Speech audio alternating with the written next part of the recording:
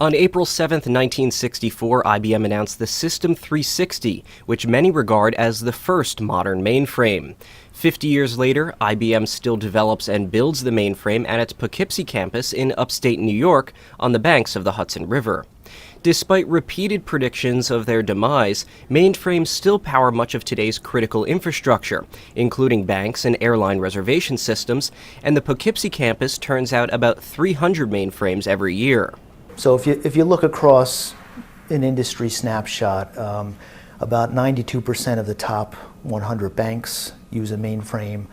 Just about every credit card transaction goes through a mainframe. It's very relevant in insurance, healthcare, and the customers like the mainframe because, first of all, one of the key things is it's one of the unique platforms where they get to help design the platform. Right? We take input from our customers and utilize that to develop the future generations. The resiliency, scale, performance is unparalleled, and it's really a cutting-edge platform from a business resiliency and cloud perspective. IBM likes to say the mainframe has kept changing over the years to stay relevant, but the way it talks about the system has stayed remarkably constant. One computer family for commercial, scientific, and communications applications.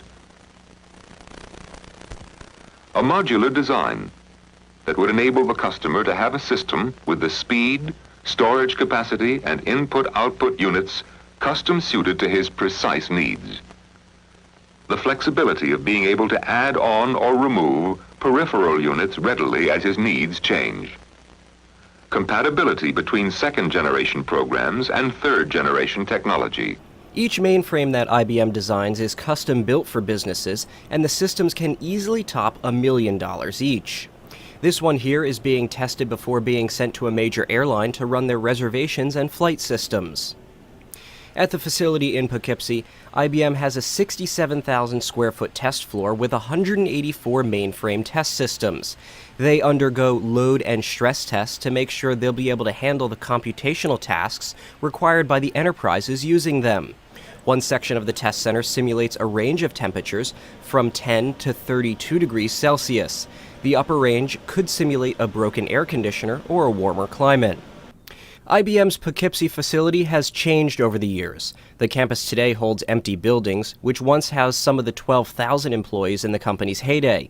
That number now cut in half. All the while, though, the mainframe's characteristics and purpose have stayed surprisingly consistent. And it's not something you may see when you're out there. You don't see a physical mainframe, but most things you touch during the day are attached to the mainframe. Every time you go to the ATM, you use your credit card, right? There's a saying we use of, can you go 5 minutes without using the mainframe? And if you really think about how pervasive the mainframe is, it's hard to go 5 minutes without using it. So. In Poughkeepsie, New York, Nick Barber, IDG News Service.